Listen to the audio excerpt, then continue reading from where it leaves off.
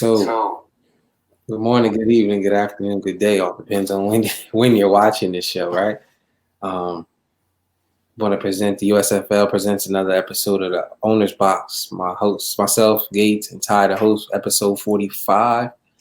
I believe this one's called "Got It Together." Ty, what's going on with you? It's been a while since we did one of these. About a month since we did one of these. Definitely about that long, man. Nothing, man. Just navigating through the holidays, man.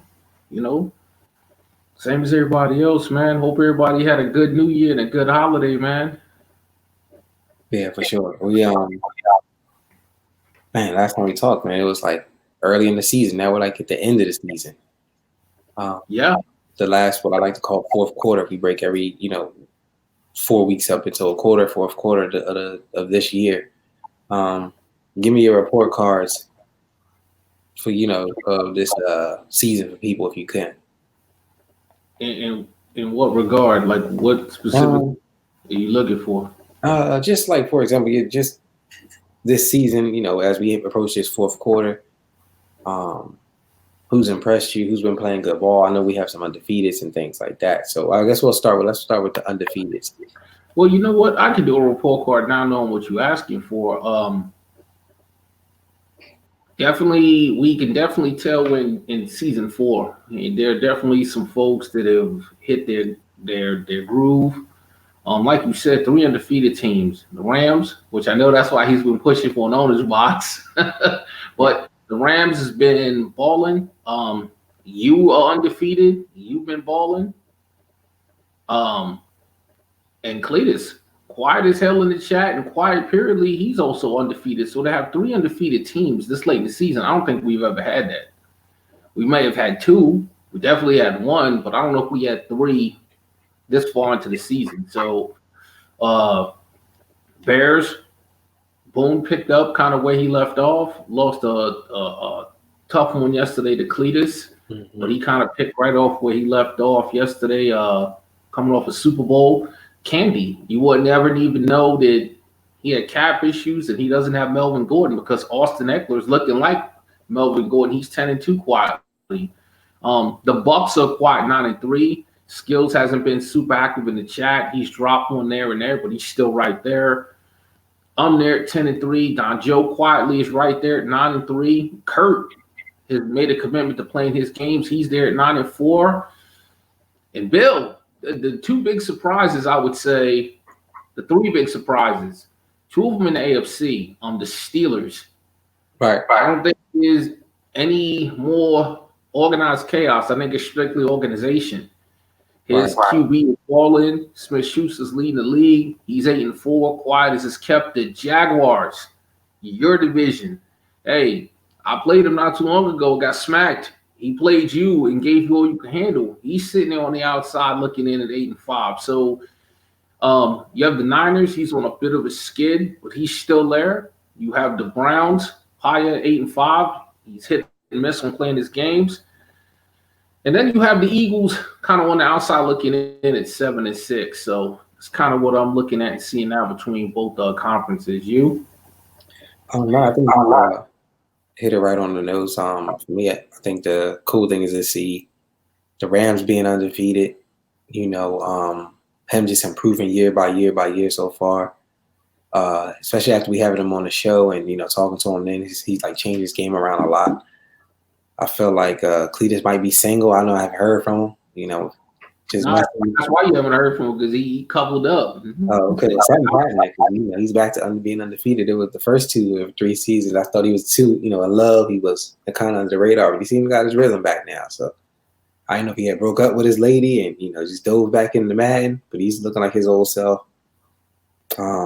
Me being undefeated, I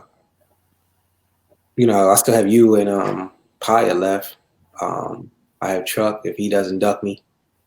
So I still got some competition left. I think I have the Raiders next. I don't even know if he's going to play his game. So we'll see how that goes. I think Bill finally got it together. That's why I named this episode, got it together with a question mark. I feel like Bill's finally got it together, and he has like you said, he finally has organized. Something's working over there. Juju's looking like Randy Moss, based on his stats. In his prime, he's looking, he's catching everything. Yeah. It's funny that you mentioned the Jaguars, because I seen he lost to Moondog. You know what I'm saying? Yeah, but I also seen it like as soon as that game started, he lost his quarterback. And I think sometimes when something like that happens, I mean, it's easy to think, okay, well, why don't you implement your scheme? But if you're not used to playing with your backup quarterback and you don't know what he can and can't do, one or two things is going to happen. You're either going to still try to play your scheme, and due to not having familiarity with that quarterback, it's going to cost you, or you're going to try to go super conservative and do what you think he can do. And that's the basics, which isn't your game. So I didn't get to see exactly what happened, but I know right away out the gate to lose your QB, that's rattling. Yeah, I can agree with that. But me and you, guys who are top tier, a lot of times we just make them adjustments, right? We try to figure it out. I mean, it's unfortunate, but in that moment, you still have to win them games, because that'd be the one that gets away, and then he's out of the playoffs. You know what I'm saying? So, how's Don Joe doing in the AFC East? I know Cletus has that division. He's not at 3. So, I mean, short of Cletus having a collapse down the stretch, Cletus should win that division. But Don Joe is definitely looking like a playoff team. As it stands right now, if the playoffs were to start today, you're in the 1 seed. Well, it has you at the 1, but Cletus is also undefeated. So I don't know off the top of my head the way the tiebreakers would go. Mm-hmm. I'm going to go ahead and just go with the way the game has it broken out. You're in the 1 seed. Cletus is 2. Candy is 3 with the Chargers. Don Joe is 4 with the Dolphins. Bill is 5 with the Steelers. And the Jags and Browns are both tied at 8 and 5. And again, that could come down to tiebreakers. So he's kind of right there. All hope is not lost, but pie is right there on his head. So it'd be interesting to see who comes out of that division in the playoffs, right? Does Paya not make it for the first time? And maybe a long time, you know what I'm saying? It'd be interesting to see how that plays out. I think it's good to see Dre back in the NFC West. However, the Rams kind of got that locked down. Boone has his division locked down, and the Saints and the Bucks should be a good one. I think they've already played twice, right? I think so. Okay, so it'd be really good to see how they make it happen. So. Overall, I think that's the best football.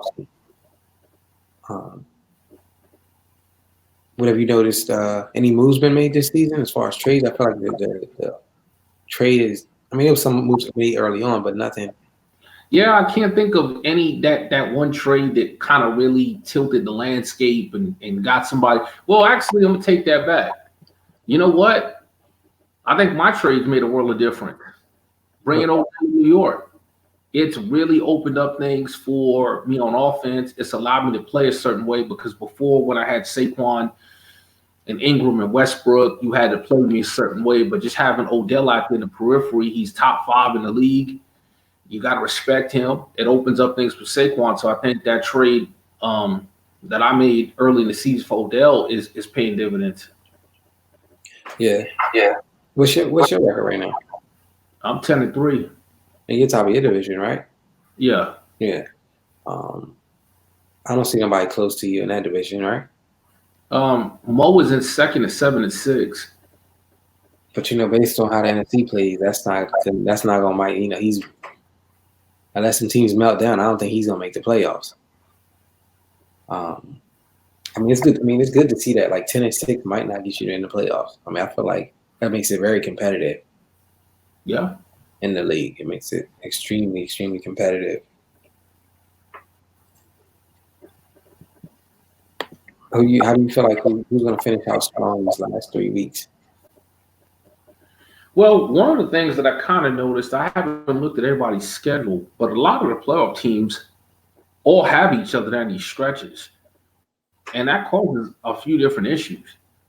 Issue 1, with how tight some of these races are, even for seeding, you don't want to necessarily give a game up but you don't want to show too much because you could very well be looking at playing the same dude a game or two later. So that strategy of how you're going to play down the stretch, that's going to be pivotal. You also don't want to lose a superstar down the stretch. There's some tough stretches. I seen that schedule that Dre posted the other day, and I was like, oh my gosh, that shit was crazy. Yeah. Huh? Who's he have? Man, hold on a second. This was Dre's, and he posted this, and I'm like, man, that might be the hardest stretch like I've maybe ever seen like somebody have down the stretch. So 1, 2, 3, 4, 5, 6. His last 6 games, he had the Rams. Yeah, he had the Rams. Mm-hmm. He had the Bucks. Yep. He had me. Mm-hmm. He got Boone next. He's got Kurt the Saints after that, and then he finishes with Boone's brother, the Cardinals. Yeah, that's tough. That's tough. I mean, that's what happened in them number one slots, man. At the end of every year in the division, man. When you in the division, man, you play most of, if not all, the number one seeds. Also, who are division winners. So. Yeah, but you hope that it's either in the beginning of the season or spaced out. You don't want that to be like the last home stretch. I mean, that's 6 weeks straight. That's why you got to damn near go 10-0 before you get there. You know what I'm saying? That's gracious. Yeah, you got to almost go 10-0 before you get there. Like, looking at my schedule, was like, I knew, like, all right, if I can get these first ones out and then I can get past Candy, I can have a good run all the way up until I play you and Pie. You know what I'm saying? So, I mean, my stretch down the my last 5 or 6 games, you know, is a little, you know, dicey. I mean, shit. Let's see here.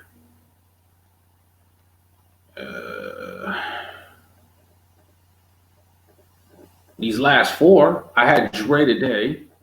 Okay. I got Kurt the Saints next. I got the Cowboys, who's been on a tear, and then I end with you. Yeah. Yeah. I mean, like you said, like these, it's funny because it seems like it's been happening in the last 2 seasons. Like every time we get close to the playoff teams seem to have to play each other, especially like the wild card teams. Like we gotta you almost have to like play each other, and then I'll see you in 2 weeks. Like we didn't just play, you know what I'm saying? Right. So it's like, I mean, you almost kind of can't afford to drop the game. You can't. But you don't want to play it and give it everything you got. But you have to be the upper echelon opponent. I mean, everybody you're playing right now is playoff caliber team. So it's like, well, damn, like I can't half-ass or half-step or try some totally brand new shit against a dude that's clicking and playing on all cylinders and well-oiled. Like you can't. You just gotta. And you can't afford it because, like, say if you're in 3rd place and then that loss put you at 6. Yeah, it put you at 6, and you're like, oh man, I got, you know what I'm saying? I'm away. It could be snowing. You know what I'm saying? It could be raining. You know, I'm used to playing indoors, especially like when it's like week 17 and they say, oh, you should rest your superstar for the playoffs. It's like, do I rest them or do I not rest them? You know. Hey, week 17, you asked. I looked it up. New Orleans Saints, Tampa Bay Bucks, last game of the season.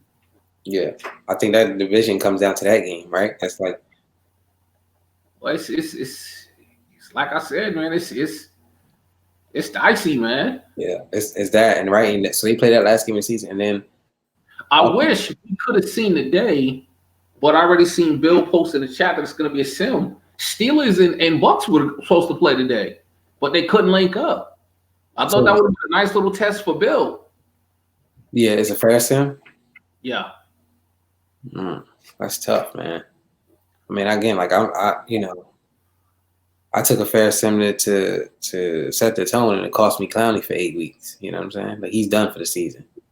So it's like I don't want no parts of those more sims, man. No more fair sim. That was a 4-run part. It wasn't even fair sim, but a force. I got the force one and still took a loss. You know. I always tell people, play your games. I play my games for that very reason, man. That very reason. One, I try to stay sharp, but secondarily, I can control my dude snaps if I want to play a dude, if I want to sub him. Yeah, I took him out, man. I think I even had him on the bench, like on like a special package or something. He still got hurt. I was like, you gotta be kidding me. That's crazy right there. But we just we just adjust and we figure it out and we go from there. Do you have any? I'm just jumping around here. Do you have any tips so far? I mean, oh, hold on. I'm still looking at schedule, so I'm looking at this upcoming week. Okay. Paya and Cletus. Going back to the whole Jaguars situation. Jags has the Eagles, Mo, and both of them need that game to keep their playoff hopes alive. And then you got Paya and Cletus.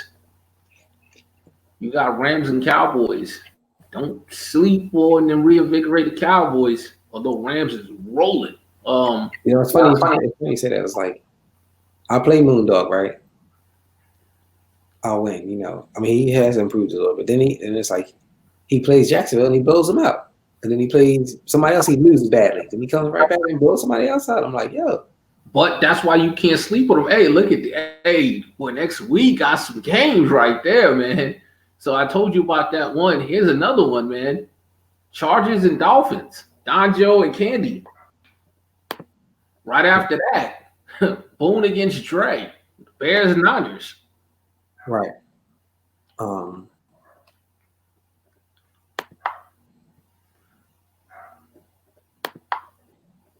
That's a good game. Week 16. Niners Saints. Yeah, I'm gonna pull up the schedule right now. Actually, Steelers. Is that next week? No. This is the week after. Tick and Bears, and I know Tick likes to show up and play that game. It's about week 16. Yeah, week 16. You and Paya. Yeah, for sure. We have like Saints and 49ers. Broncos and Chargers. I mean, counting Candy's lost to Doc. I know he's played them tough. Bucks and Cards a good one. You and Moondog a good one. Don Jones and Steelers. That's a good test for Bill right there. I know Eagles and Lions have some history. I think Jacksonville and Redskins match up very well. Hey, you know what's awesome in week 17? Next to last game, Steelers at Browns. That could be for the division. We jumped to week 17 here. No, yes. And then Chargers and Rams. Hey, so let me ask you this right here, right now. Battle or undefeated, possibly in week 17. Chargers and Rams. Well, what's his name? Not undefeated. Candyman's not undefeated though. Huh? Candyman's not undefeated though. You said he is? He isn't. You said undefeated. Candyman's not undefeated. Okay. Well, how many? What do you? Oh, okay. I mean, it's still a good game. Yeah. Does John the Bullet? If John the Bullet's undefeated in that game, you're saying if John the Bullet goes undefeated, 16-0, is he going to the Super Bowl? Is that what you're going to say? No. If John the Bullet is undefeated up until that game. Oh, John the Bullet loses in that game. John the Bullet loses week 17. It's a bulleted board material. There's your bulleted board material. I know Kenny's gonna be up for that game. Yeah, for sure. He lives for them moments. That's what I'm saying. Like let John Bullet be undefeated. He will, he's gonna be amped to put that one loss on his record. You know what I'm saying? He's gonna be looking forward to it. Now, let me ask you this. Let's talk about being undefeated. Let's do it. Me personally, right? I know there's been a ton of talk in the chat this week about who's undefeated. Can it be done? Can it be pulled off? I mean, me personally, I think if you are undefeated, I would never encourage losing a game just to lose. But I think being undefeated is overrated. In this regard, don't get me wrong. If you're undefeated, it means you're clicking and you're playing well. But to me personally, that don't mean shit to me going into the playoffs if I'm playing somebody undefeated. You got to lose sooner or later. You know what I'm saying? Maybe it makes the person that's undefeated overconfident. Maybe it makes them feel like there's a lot of pressure on them. Maybe instead of having their eye on the prize, they're trying to preserve that record and keep that intact. Like I just, if you're undefeated, I think it's good. Don't get me wrong. It can never be a bad thing. I just don't think that guarantees you holding up a trophy at the end of the season. No, I think it's a couple things that play a part of it, right? Like who is undefeated, right? Like who are the teams are undefeated? Like for example, the Rams are undefeated. Myself and Cletus are still undefeated. Right. It doesn't have the same. Me and Cletus being undefeated doesn't have the same impact as the Rams. And what I mean by that is this: not taking anything from the Rams. He goes undefeated. Nobody's close to him. Me and Cletus are ultimately fighting for the number 1 seed. That's the difference, right? Like, and we made him both know how important that is. You get the bye, you get the home field advantage, and you don't get the stream. You don't have to stream all the way up until the Super Bowl. For us, that's huge, right? Like, where the Rams is like, yo, he goes undefeated. I don't know if that's his same mindset. You know what I'm saying? Like, he's just trying to win, get all the way through. Has he ever been like he's new to speaking to him at that time, he's new to CFM. It's a lot more pressure on him than me and Cletus. For us, it's like you say, it's just a regular day. Like even if you go undefeated, it's like a regular day until we get to the playoffs. All that other shit is irrelevant. But for somebody that's a newer, and he's playing great football. I think it just has 2 different meanings, from my perspective. And maybe even 3, maybe even Cletus ain't even thinking that way. But for me, I'm like, I want the number 1 seed. I want everybody to come to Houston, and I don't want to have to stream no playoff game until the Super Bowl. That's the one thing I think that's kind of give myself credit for coming up with that rule. Thank you. That's the only advantage. But see, this goes back to another discussion we've always had. As crazy as this is going to sound, I think home field advantage is a 1-2 seed is overrated too. Don't get me wrong. When I say it's overrated, it doesn't mean it's garbage or I don't want it or I wouldn't try to get it. I just ultimately, just the way I look at it, there's a lot of things that don't affect what happens on the field. Mm-hmm. Everybody talks. I'll see you in the Super Bowl. I always tease you about that. And everybody says they're talking. And the polls that went up the other day, right? Who do you think go all of the way? I had 1 vote. If I was sensitive, I could feel some type of way about having 1 vote.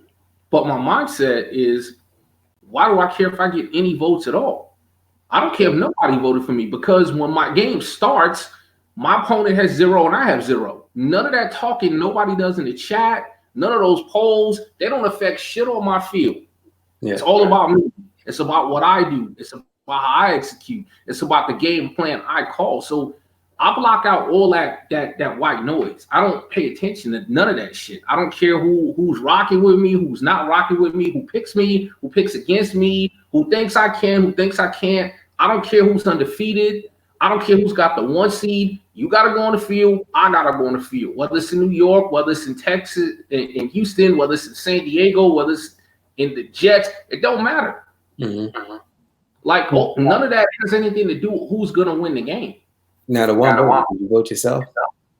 Huh? The 1 vote, did you vote yourself? I would never do nothing like that. That's corny. I voted for me. I voted for myself. Yeah, but I'm not surprised you did that. Yeah. But at the same time, I say this though. I say I'm not surprised because that's your style, but I also know ultimately you're super confident in yourself. So you do probably feel like you're the best team in the AFC. So it wasn't a fraudulent vote. It wasn't like you don't have a snowball's chance in hell and you still just said, I'm going to win anyway. Like you voted for yourself, not out of cockiness or arrogance. I believe you voted for yourself because you truly do feel you to do. Yeah, this season I feel like everything's working. This season I feel like it's all working. I've always said this. And I'm a firm believer in this. When you're good at what you do, You have to tell people, I'm the guy. I'm good. Look at me. Look what I did. When you're great, you don't have to say shit. I've always said this. Candy's dominant. How often do you hear that dude say, look at me, or I'm good? How often do you hear that dude in the chat?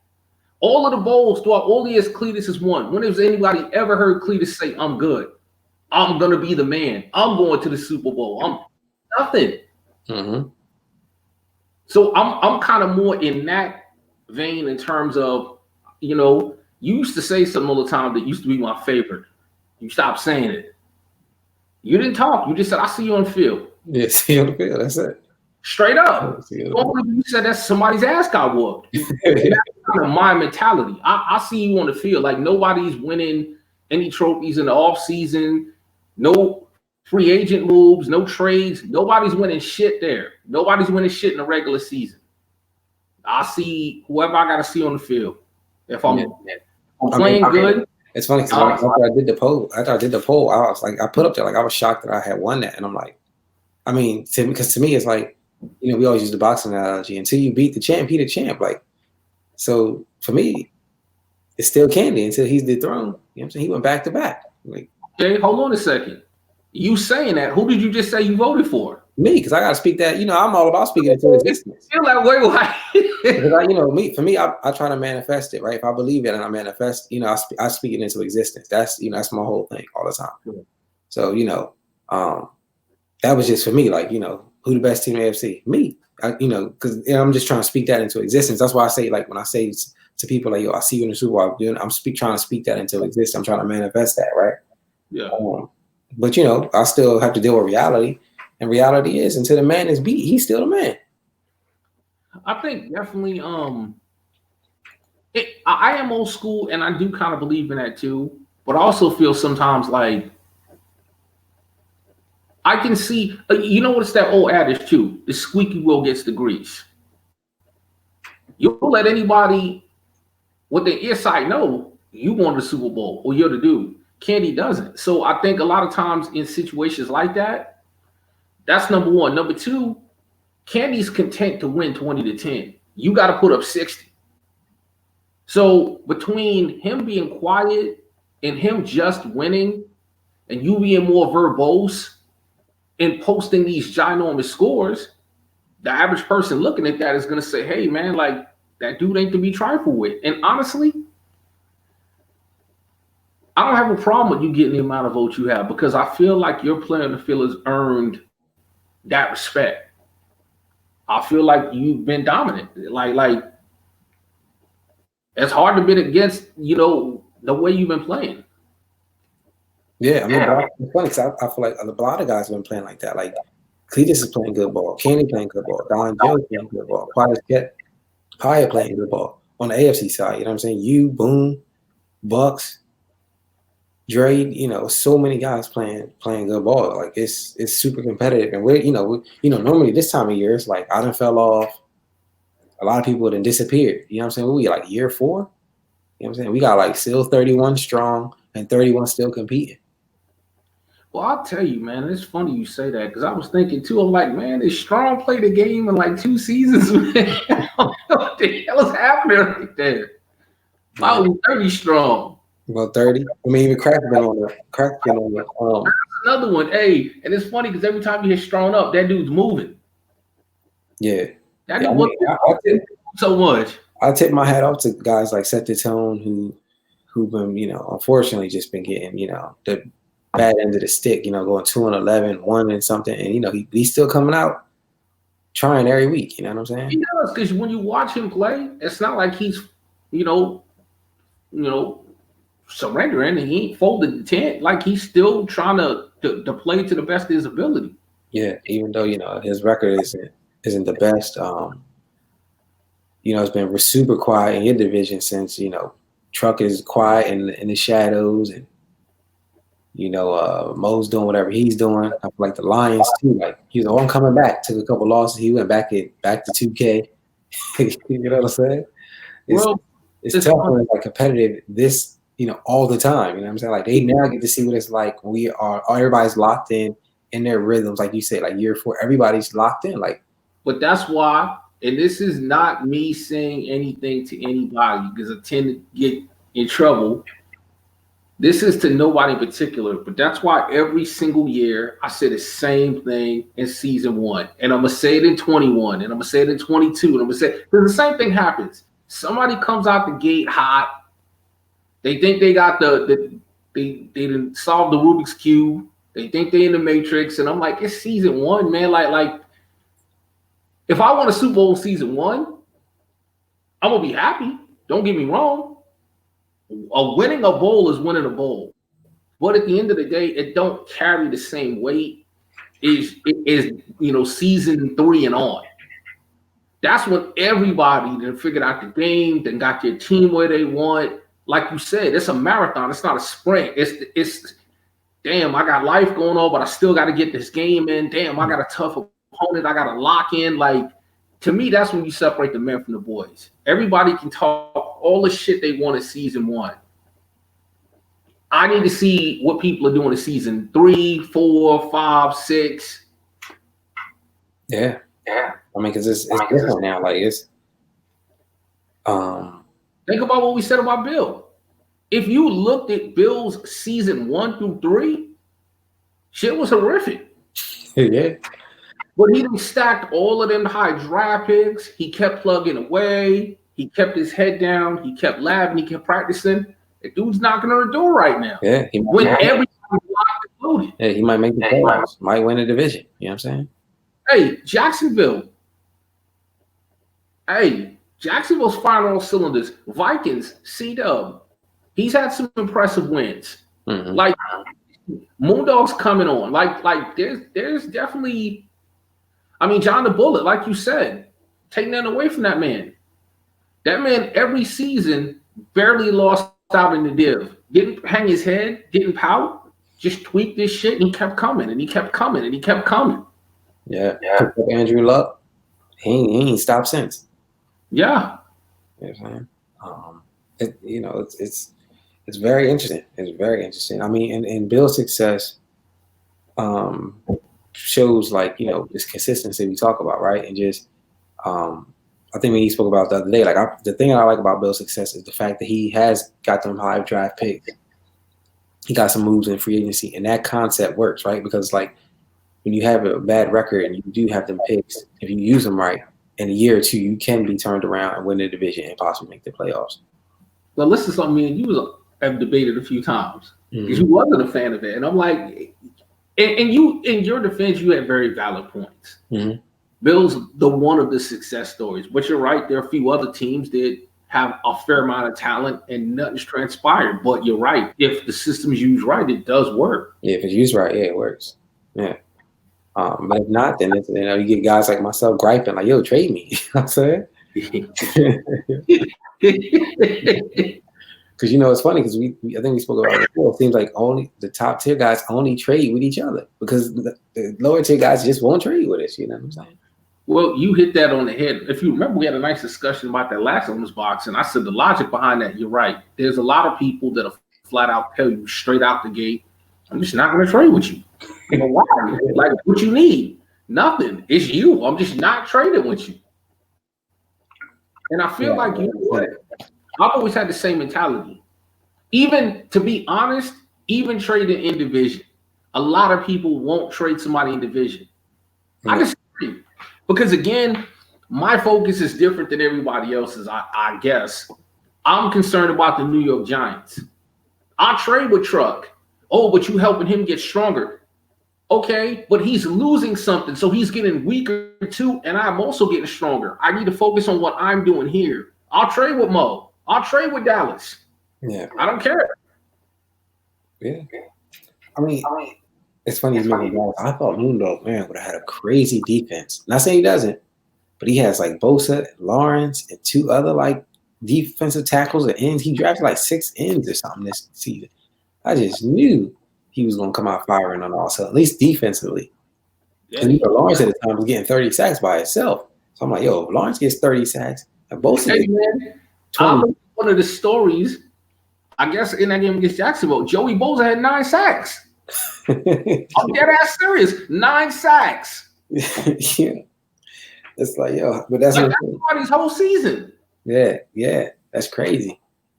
I want to say Leonard Floyd has 11 or 12 sacks on my team the whole season. Yeah. Both had 9 in one game. That's crazy, man. Like how does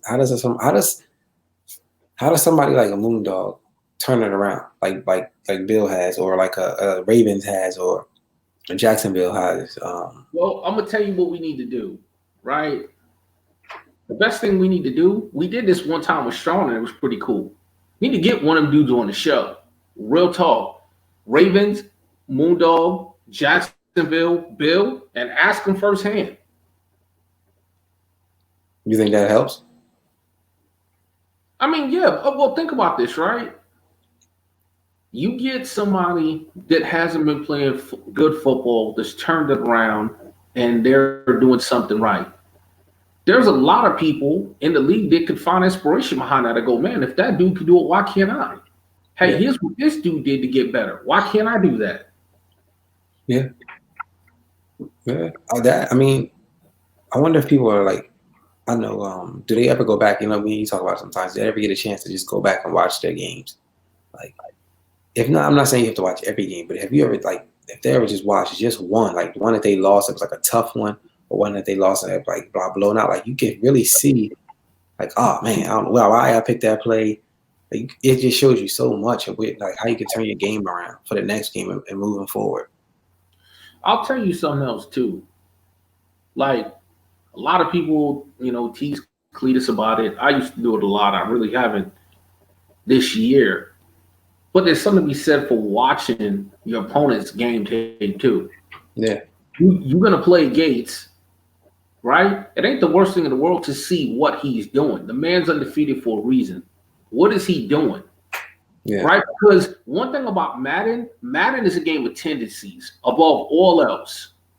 People like to play a certain style.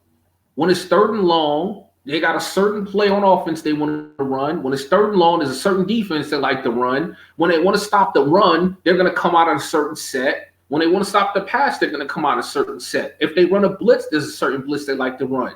Like, it's not the worst thing in the world, especially if you're adjusting your head, to look at how they're moving their pieces around and see what they're trying to do and come up with some ideas. And it's funny because anybody can say what they want to say. There's certain times, and I know you probably feel this way too. You ever played somebody, and within the first 2 or 3 series of the game, they've been watching your game? Yeah, because they're standing in places that nobody's ever stood in. Like shit that you can run routinely when everybody else with no problem. You're like, oh shit. Like I'll be like, keep watching my games. But think about it. Right. Think about how much more difficult it is playing that person. Yeah. Okay. It's third and long. You want to go with, I'm not saying you do this. I'm just coming up. Remember, like, I think it was last year.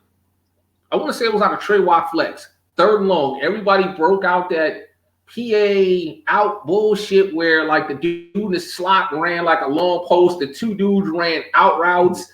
And the dude, like, everybody was running that shit. You had that Trey Watt flex, that crosser shit, right? If somebody doesn't know that's coming, that could tear them up. But, man, when you go to look for them reads and somebody's boop, boop, boop right there, it's like, oh, shit, sack. Yeah, for sure. Yeah. I mean, when you notice that early on, it's just like you didn't got to just throw that whole game plan in the trash and hit people with stuff that they never knew. You know what I'm saying? Well, you're right. But to me, if you're doing that, you won the battle. You may not win the war, but you won the battle. Yeah. Because people are going to do what they do best. Mm-hmm. So if I know your best play and I'm able to stop that, can you do other things? You can. But you ain't got the timing down necessarily, Pat. Yeah. You're not as comfortable as you want to be. So now advantage me. Yeah, for sure. That's why I hit in the practice field. And if that play don't work, or if that first like every play I always try, I try to have like 2 or 3 options, right? The main option. Oh, if he cover this has to be open. If not, just get rid of the ball, throw it to the check down. You know what I'm saying? Just for them moments like that. I mean, and if not else, if you're not gonna watch nobody's game, or watch a division opponent's game, right? Like if I'm not gonna watch everybody's game, I'll at least watch my biggest threat in that division's game, at least 1 or 2 of them. Yeah. Because you win a division, you win a division, you're in the playoffs, guaranteed. And it's funny because I get it's an hour investment. So a lot of people may be saying, man, I don't want to sit down and watch an hour worth of somebody else playing. But we all play this for fun. At the end of the day, I don't care who you are. Everybody is playing for fun. And I don't know, nobody thinks it's fun to lose. So even on our investment, if you want to win, I mean, it's your investment in yourself in that win. Listen, instead of watching Dancing with the Stars on Tuesday, watch one of you. What are you talking about, man? Like, it's too many games being streamed for you to say, I ain't caught one. You ain't caught one? Like, yeah, you are. Everybody works. Depending on what you do for work, you got a desk job, you sit behind some desk, man, the games are archived for a reason, man. Yeah. Go back and watch. You have the games on demand. Yeah. I mean, you sitting down on the toilet, man, just turn it on one or two and just watch a couple of plays and then boom, you're done. You know what I'm saying? So it's just on demand. Yeah. Whatever you want to.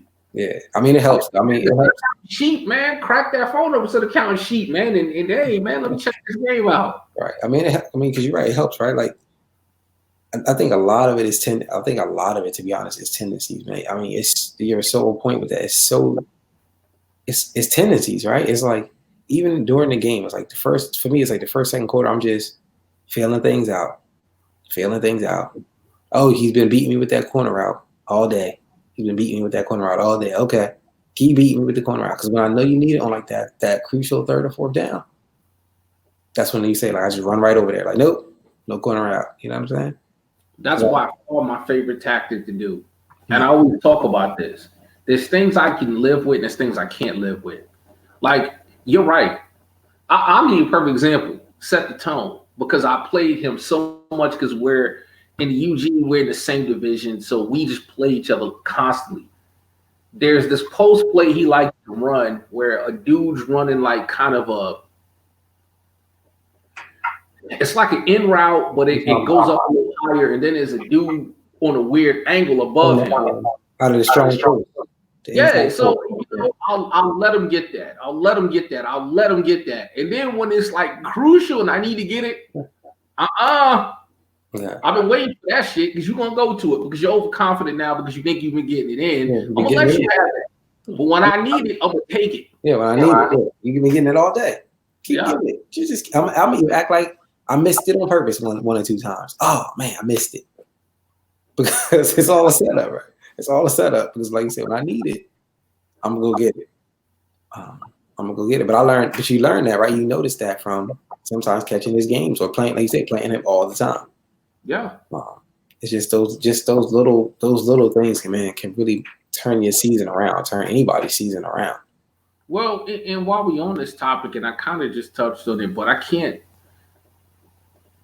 dwell enough on this. Even if you're not going to watch your opponent's games, really try to pick up on tendencies. What do they generally like to do on first down? I'll give you a perfect example. Your runners are always looking to run on first down. You people that are dedicated to running. When I play Moondog, when in doubt, he's looking for some kind of slant or some kind of route coming across the middle of the field. Mm-hmm. Okay, it's just a matter of me getting back there. Like, what tendencies do people have? What do they like to do on third and long? What do they like to do on first down? What do they like to do on long plays? You know, you ask for tips. I'm giving out a lot of stuff.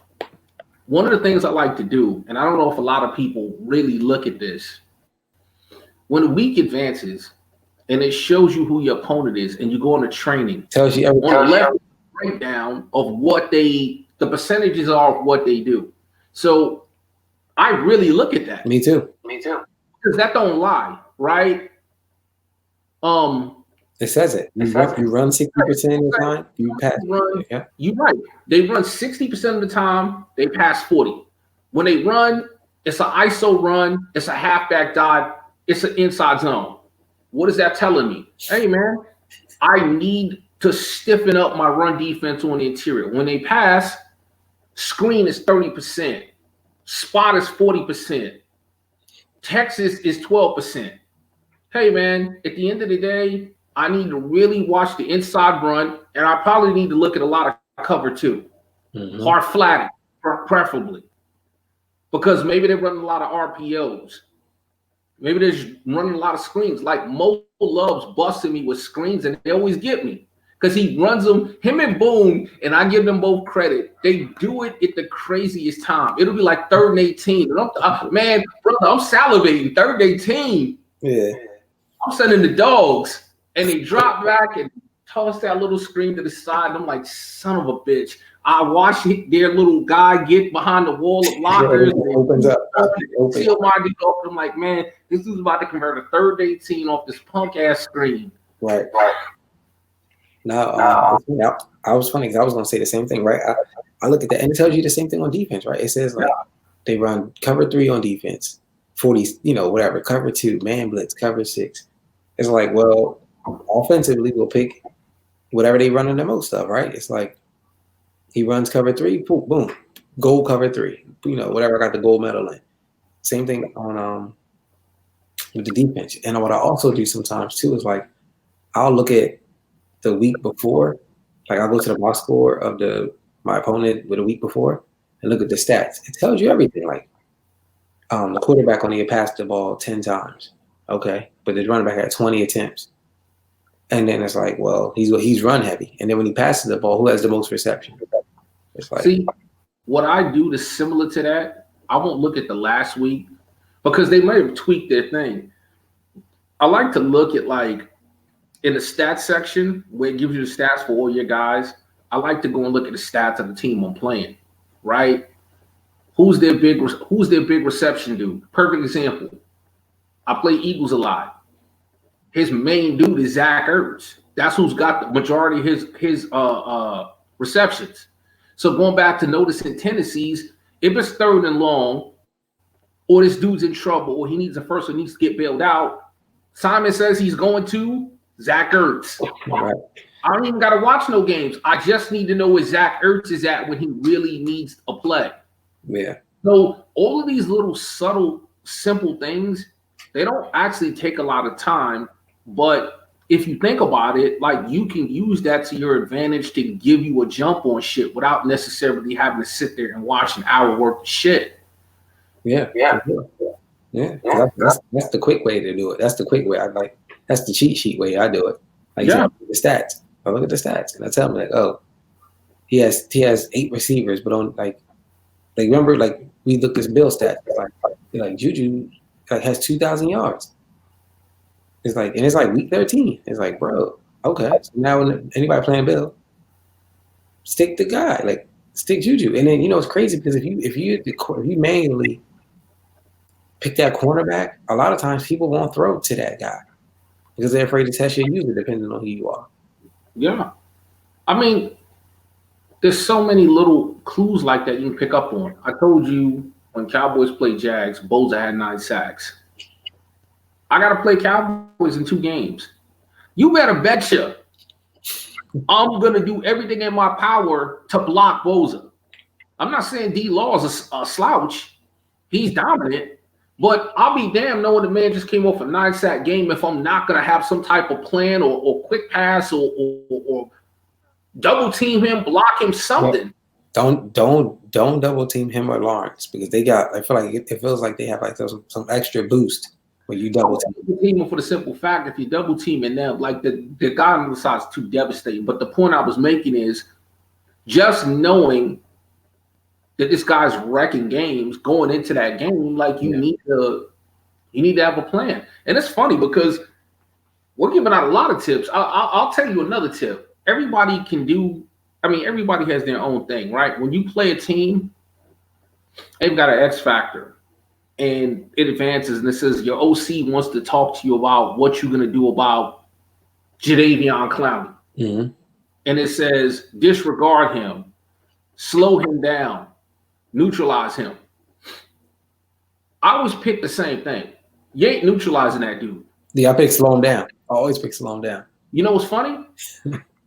I used to pick that, but a lot of times now I'm picking disregard him. And I'll tell you why. Because, okay, Jadeveon Clowney, for example, your guy, slow him down. It normally says some shit like, beat Texans, and allow less than 2 sacks. Well, knowing how that's just to slow him down. Yeah. So you can win, but he's going to get 4 sacks. You got nothing. A lot of times I pick disregard him. And when you pick disregard him, the only goal you have is to win. And if you win, you get incentivized. All you got to do is win. Yeah. It's a lot easier chance for me to win than to slow him down. If I win, none of that other shit, he could have had 10 sacks. It doesn't matter. I'm still getting incentivized. I just got to win. It's easier for me to win than to win and shut that dude down. You ain't shutting that dude down. He's going to get his shit. Yeah, I always pick long down. I see. That's why these little tips are good. I go with disregard because as long as I win my game, I'm getting something from it. Yeah, I can win my game but slow him down, and I still get nothing. Right. So if it's a defensive guy, and it's like, let's just say a Clowney or something, or like a DeMarcus Lawrence or Bosa, it'll say like slow him down. I'll pick slow him down, but then when I'm on the field, every time I'm IDing him, I'm IDing the mic on him every time. You know what I'm saying? Like just to tell my offensive line, because I picked it to slow him down, and I'm keying on him at the same time. See, I'd rather not necessarily have to change my game plan. No, I don't change it because I'm just saying it doesn't. It's just I do not double. Okay, let's use the Cowboys because you got the dominant threat. He's got 2, so both of them dudes come up. So what happens was it was DeMarcus Lawrence. So I picked slow him down. I ID'd to mic him, and I double team Bosa. You can do both. So I was like, I ID mic him. Yeah, you can. I mean, think about what you said about don't double team because they get a speed boost. And now, even though you ID'd the mic, think about it. If you double, you got 5 dudes on the line. You double in 1. So you only got 3 dudes left, and one of them is dedicated to ID the mic, and it may pull a second dude off. Now, if you got a horse in the middle, who's coming right up the gut? Well, I had to block the running back, but I had to block the running back a lot too. Right. But I knew that going in though, right? Like yeah. Oh yeah. You got to. What do I do? You know what I'm saying? It's like I gotta block the running back on every play, or it's gonna be a sack. You know what I'm saying? I had to. So I guess hey, it was Christmas. We giving out all kinds of gifts. Here's another one. Man, you talked about this a little bit off the show, and I was talking to Boone about this. It's simple and it's subtle, but I guarantee you a lot of people don't do it. If you playing somebody and you're gonna get a forced win, man, pull all your starters out. It's a forced win. You're automatically getting the win. It doesn't matter if your kicker is your quarterback, you still gonna win the game.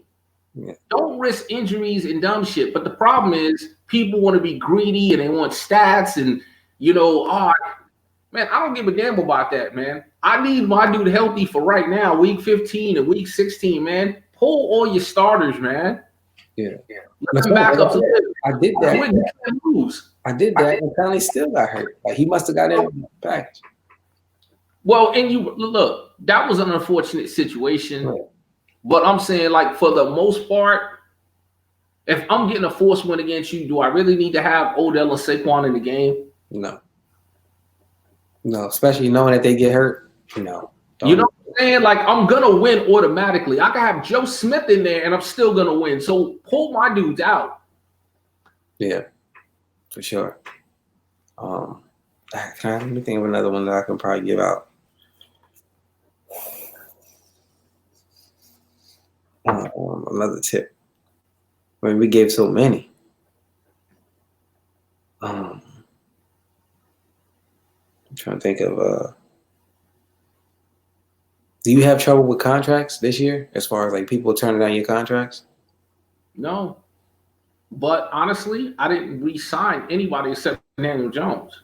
Okay, so what I've learned, still ain't signed. Yeah, what I've learned is if you say, for example, if you I used to adjust to 7 years and get the most maximum amount of money.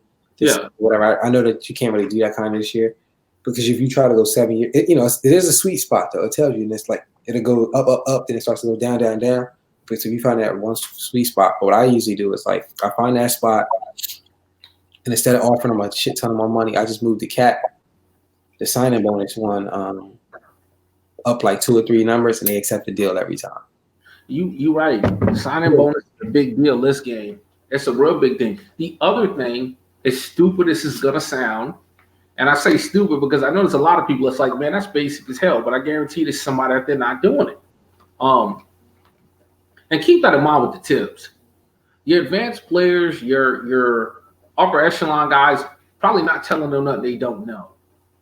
I guarantee you there's a decent amount of people on shit. I never thought of that. That's pretty clever. Mm-hmm. I'll tell you something else I do.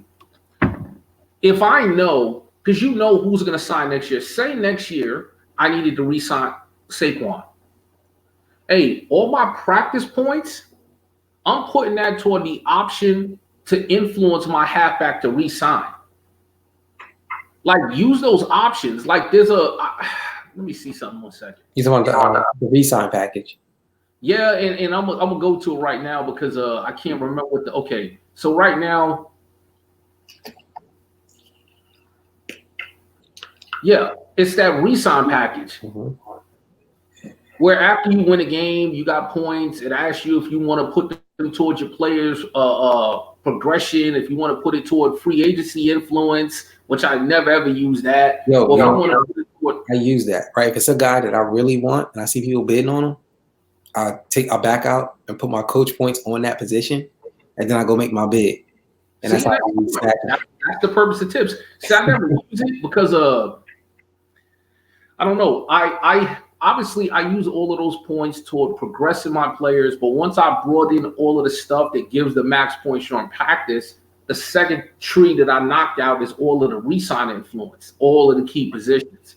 Because if I don't need to go into free agency and get nobody else, I guess that's why I have that mentality, and that's what I worry about. Because if I can keep my guy, I don't need somebody else's guy. Yeah. So here's my tactic, right? Like every time, so let's start in the beginning. When you pick your coach, you create your coach. You get 3 options, right? I always pick the team builder one because he gets the bonus. He gets the discount on XP, right? Because if you pick the one who's an expert or the one that's a master trader, you don't get no benefits for that because all the trades are human trades. You don't get no benefits. If you pick the expert scout, you get the extra 200 points early. But that doesn't matter because when I pick the team motivator one, I get the discount. All I got to win is 2 games, and I get the same amount of points that the other guy gets. But all my points on my XP joint are a discount versus the other 2 coaching packets. Does that make sense? I use that same. I always pick the same thing, but I'm laughing because I guarantee you, Cletus probably picks that scout package shit, and he makes that shit work. Yeah. But I mean, we eventually so he gets it early. It takes us like 2 or 3 weeks to get them extra 200, them extra 25 points. Think about how that dude think about this, right? I know he has to be doing that because if you think about it, he sets up his whole team that way. Here's what I mean. He gets them scouting points. He makes a shitload of trades because he's able to get more points. He's able to unlock more dudes. Mm-hmm. So this dude gets more draft picks, and he's got everybody scouted, and then he just meticulously picks the dude that's going to fit what he wants to do. Yeah. But that's him using that package to his advantage. Yeah. And that's why I'm saying I agree with you because I picked the same package you picked. But because everything's discounted. So I spend a lot of my points on the training boost first, right? And then I go through.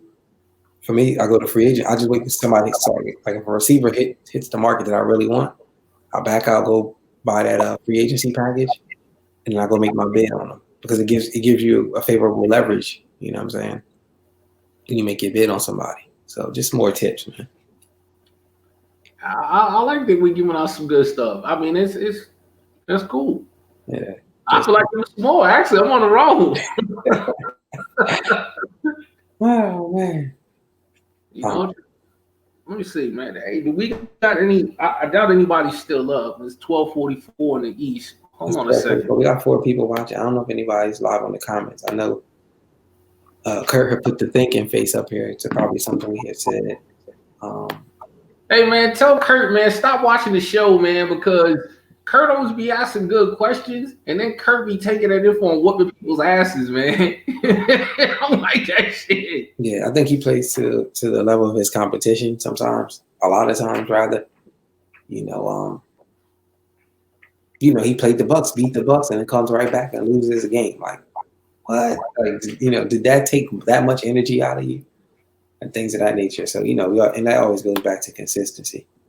Don Joe said, what's the topic I just joined? And what was said about the Dolphins? Don Joe, at this point, we were just giving out a bunch of tips. You missed a bunch of them. I can't even go over them. With so many tips we just gave out. It was crazy. And the Dolphins, you guys are pretty solid.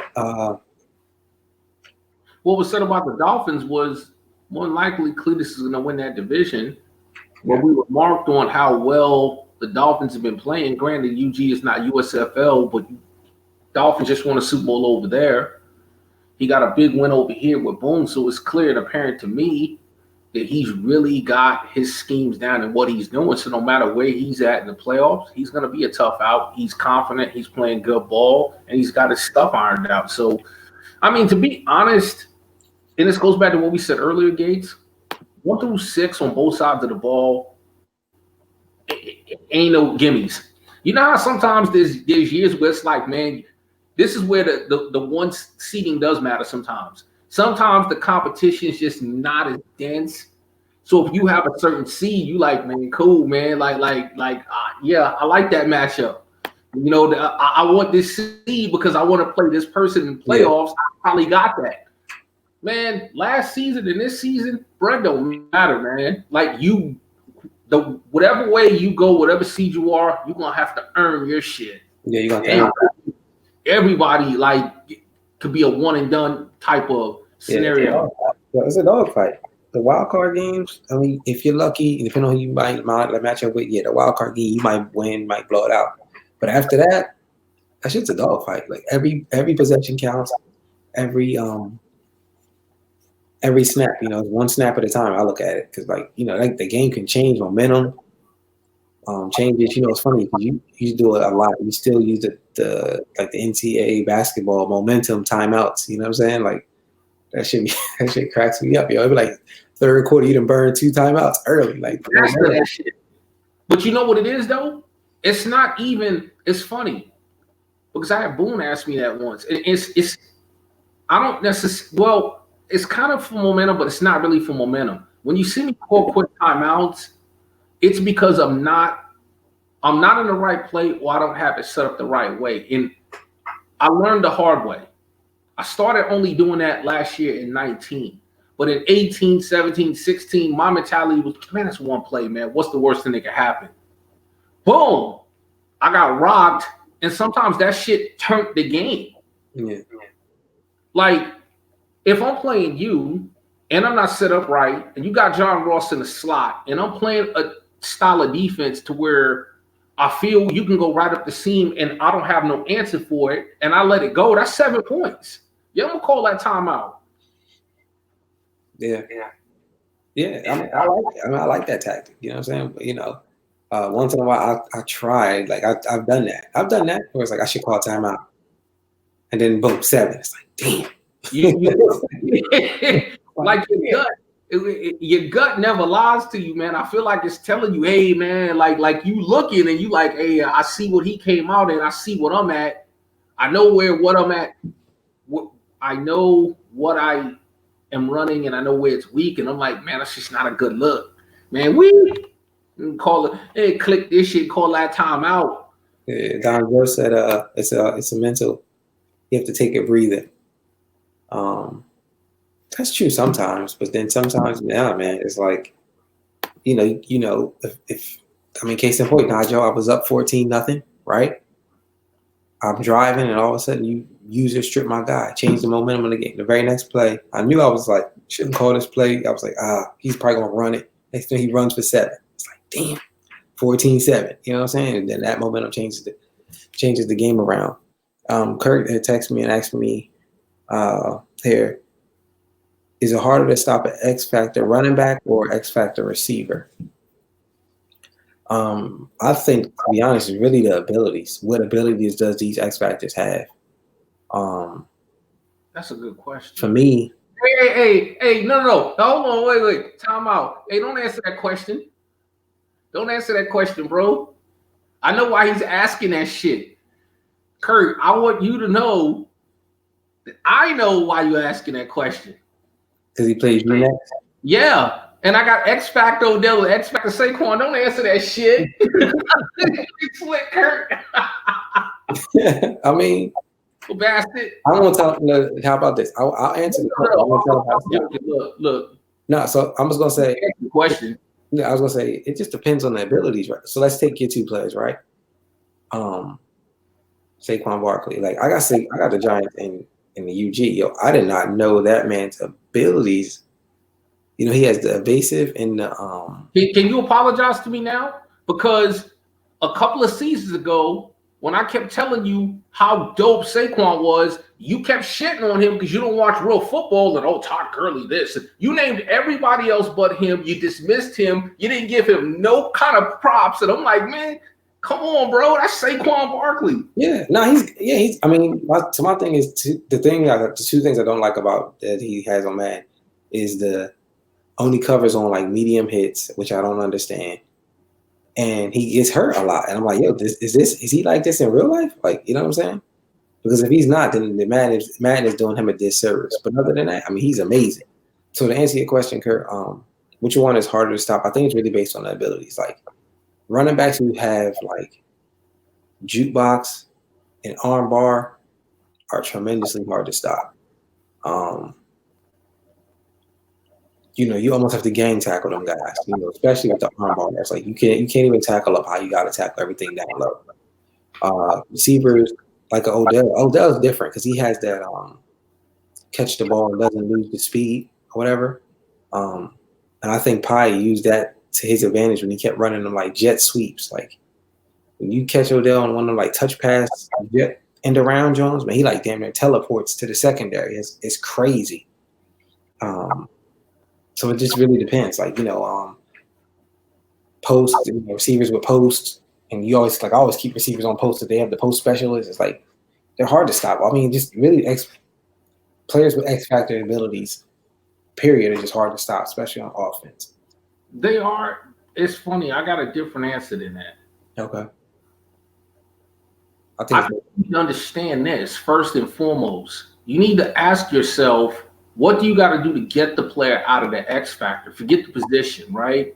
So if you look at a running back, to knock a running back in the X factor out of the X factor, he's got to be tackled for a loss.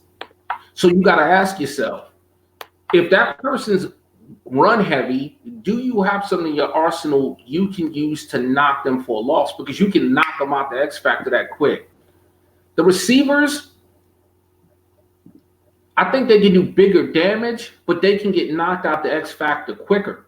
Because sometimes it could be as simple as my QB overthrows Odell Beckham and he's out of the X factor. Or he gets caught, he catches the ball, he gets hit sticked, the ball comes out, he's out of the X factor. So I think it's more about, I don't think one is easy to stop than the other. I think it depends on how you play defense. Your defense and how you play defense, you just have to ask yourself, okay, well, what do I need to do to get this dude out of the X factor? Like for me, I fear the receiver in the X factor more than I fear the running back in the X factor. That's just me. Say that again. For me personally, if I'm playing somebody and they have a receiver that's lit up in the X factor and a running back, I'm more fearful of the receiver than the running back. And that's funny. I'm the opposite, right?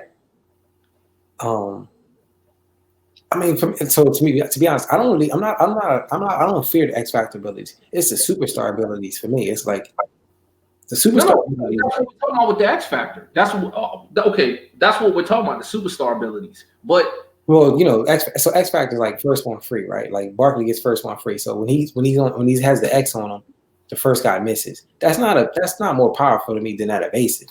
Like where his spin is crazy, his juke is crazy, his stiff arm, you know, he has all three things all at one time. It's like, you know. Well, you say that, but if I throw a halfback toss to him and you only got one dude there because I seal the edge and the first one's free, that's 30, 40 yards. Yeah. I don't know. I feel, but see, here's why I fear the receiver more for me personally. Because I feel like it's a lot easier for somebody to catch a home run ball than to run a home run score. Like, okay, so I kick the ball off, right? You have a receiver in the X factor, you have a running back in the X factor, you're on your 20. You got to break an 80-yard run, even though you lit up. I like my chances at being able to stop you. I have 8, 9 people you got to get through invariably. But the receiver X factor one-on-one on the other side with maybe a safety over there, hey man, that's not great odds. Yeah, you got to have the safety, right? Like that's the thing. You know what I'm saying? I mean, like opposed a streak, especially if it's somebody like Julio Jones or your D Hop to double me. Think about what I'm saying. Saquon's lit up, D Hop is lit up. Hey man, Saquon could be lit up, but you know what? I'm about to gang tackle the shit out of you and keep your damage minimal. D Hop's lit up, man, and it's double me. What the hell am I gonna do to stop that? When I played Mike Evans wasn't lit up, and I tripled that dude, and I couldn't. Sometimes you gotta double them, bro. Like I just double them. You know what I'm saying? Like I just said I tripled Evans. Yeah. Well, he's catching shit. I mean, I've seen people. I've seen other people do it. It's just some guys. They just are programmed to do that. You know what I'm saying? Well, not only that. I mean, it didn't help that my tallest corners, like all my dudes, run around at 6 foot, decent jump. This man is 6'6" with like 90-something jump. So even though I'm in the same right place and I have the right call play, but see, that's why I fear the receiver more, right? Like in that scenario, what else could I do? But there's a lot of things I could do to contend with a running back in the X factor. Yeah. If I have the right play called, I could tackle him behind the line and take care of that shit. The receiver in the X factor, man, I can't do shit. Yeah, don't just more so what the opponent runs. If he, I guess that presses Odell. If he runs Barkley, take one away. Oh, he's saying like I guess if you press Odell. He's saying more so. He's saying what the opponent runs is if he passes Odell. I don't know. He has to rewrite that, I guess. If he presses Odell, if he running Barkley, take one away. I think what he's trying to say is it's more predicated upon what the defense is doing in terms of taking one away. But see, it's funny. I've done that and used that to my advantage the opposite way around. Like having Odell and having Saquon, I try to come out in sets that are neutral. Like, and what I mean by that is if I come out in a strong close, it's 2-1-2. Or if I come out in a gun ace slot, it's 1-2-2. So immediately you're thinking I'm running, but then when you see the way it's laid out, there's plenty of passing you could do out of it. Mm-hmm. So if you're going to crowd the box, then I'm looking to attack you up top and vertical. If you're looking to respect the pass, then I'm going to run. I guess it just depends on your play style, kind of similar to what Don Joe said, because for me, I fear the receiver in the X factor more than the running back in the X factor. But I think if you know what knocks both out the X factor, you're good to go. Now, I'll tell you the X factor that I haven't seen yet anybody use or have, but it's the one that would really scare me. It ain't stiff arm from Zeke or none of that shit, or jukebox or none of that shit. It's the one that came out like 2 patches ago where if a dude is in the zone, he raises up the whole entire team the way they all play better. Oh, what's has it? Huh? Jamal Adams has it. So, right, but have you seen it in action? Like, have you seen Jamal Adams lit up? I haven't watched Cletus's games to know. I know the one that I think that is the best one, and Cletus happens to so have it, is the Omaha, where when he's on fire, he can see a defensive play. He can see everything that any defensive back is in. He can see it. What is it called? Omaha. It's based from Peyton Manning. It's anytime he's in the zone, he can see like you can see what the defensive players in. Like I ran face a franchise and looked at it. I was like, this is the best.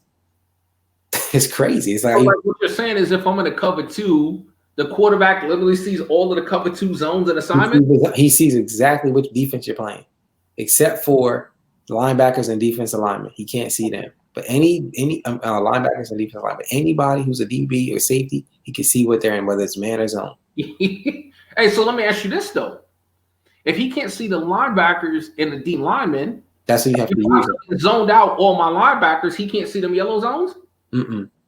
Okay, that's a good thing to know, and that kind of helps. Yeah, but anything like 2 incomplete passes, a sack, or anything crazy, he gets right out of it. Right. Yeah. But to get in it, I mean, it's sick, man. It's like now going back since we've been giving out tips, that's another tip. Unfortunately, I've been on the wrong side of seeing quarterbacks in the zone. Jameis Winston. C-Dub says Omaha's the cheat code. I agree, C-Dub. Bullshit, but you know what? The thing I try to do, it doesn't work all the time, but when a quarterback's in the zone, I try to sack his ass. Yeah, you have to. No defensive adjustments you have are gonna stop that dude. Like when I play Jameis Winston in the zone, or I play Aaron Rodgers in the zone, I don't care how good my defense is, he's gonna fit balls in spots. You just can't do shit about it. So I just try to sack his ass and get him out of that shit. Yeah, me too. Yeah, me too. Like if I know, like you say, to double me, right? It's like I'll leave that guy on the island in hopes that the player throws it, and I just run over there with my safety, and then try to pick the ball off or whatever, make him drop it. Because if he doesn't catch, he gets right back out the zone. And double me is hard because you got to get 2 20-yard receptions. You know what I'm saying? A lot of guys aren't getting 2 20-yard receptions. Yeah. So that's why I say for me, the running back is a little tougher. I mean, and it just depends on who it is. Like it just depends on who it is. And I guess for me, I've always felt I had really good run D. So even when I face dudes that's in the zone as running backs, I still feel my run D is good. Now, don't get me wrong.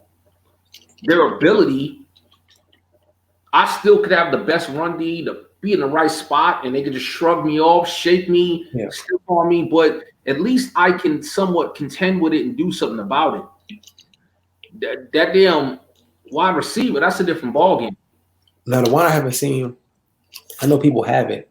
I don't know, probably the person who takes advantage of it is the Bucks, is that Moss. Like that one right there is like crazy because it doesn't matter what type of coverage you're in, that guy's going to catch that ball. Have you seen anybody using that? The Moss? Yeah. No. I want to say that came out, last patch? Yeah, but it's like I know a couple people have it in the league, but I haven't seen nobody with their receiver activated and it on. No, I haven't. I haven't seen it either. Yeah, I don't know anybody that has it. Perryman has it from the Bucks. Juju has it. Oh shit. Juju from the Steelers has it. It's a couple guys floating around with it, but you have to catch you have to catch 2 20-yard passes, and the pass to have it activated, it has to be over 50 yards. So it's so many variables. But if you can get those 3 things, he's going to catch it no matter, even with safety over the top and with manners. I'll tell you right now, if I had that shit, I announced to everybody once that dude got lit up, I'm just throwing the ball to him. Yeah, you just throw it up. Period. Yeah, you just have to throw it up. I'm a max protect. I'm gonna have like 8, 9, 10 people blocking, and I'm just throwing it to that one dude. You just throw it up. There's a couple guys who have it, but I've never seen it. What's the name? Any comments? C-Dub said it was the cheat code. Don Joe says he's fitting to beat Cletus. Man, I like that. He should feel like, hey, listen, tell you what, if he beat Cletus, not only does he get to put a blemish on his record, but now, you know what, the gap is cut down to 2 with 2 games left. Still give him a shot to div. But at this point, yeah, it'd be great to put that blemish on somebody's record. Yeah, but I don't think they play anymore, right? I don't know. I think Cletus is he's done.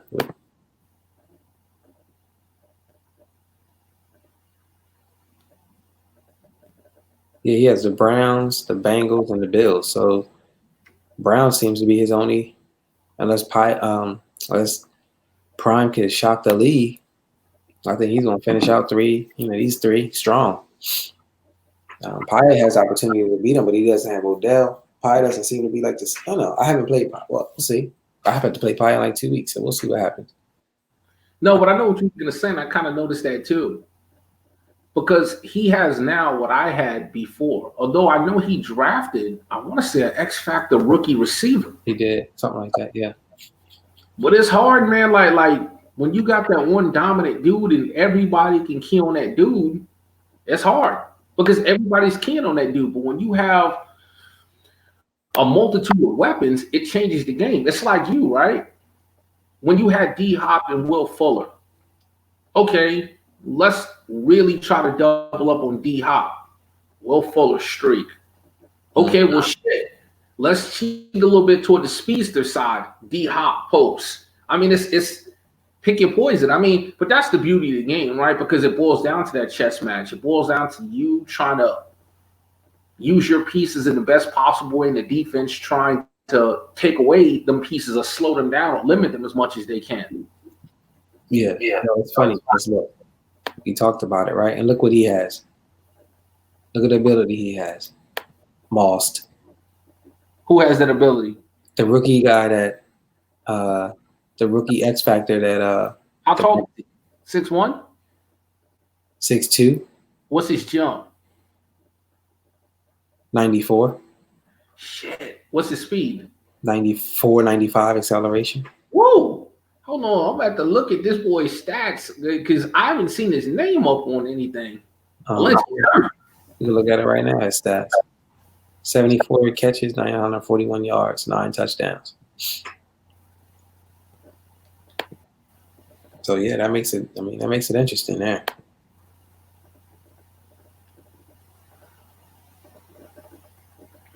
Kirk was saying that the Omaha and the QB that can see your blitz.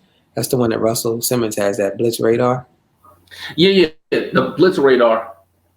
Yeah, the blitz radar. Hey, would you rather have blitz radar or brick wall for dealing with the blitz as a QB?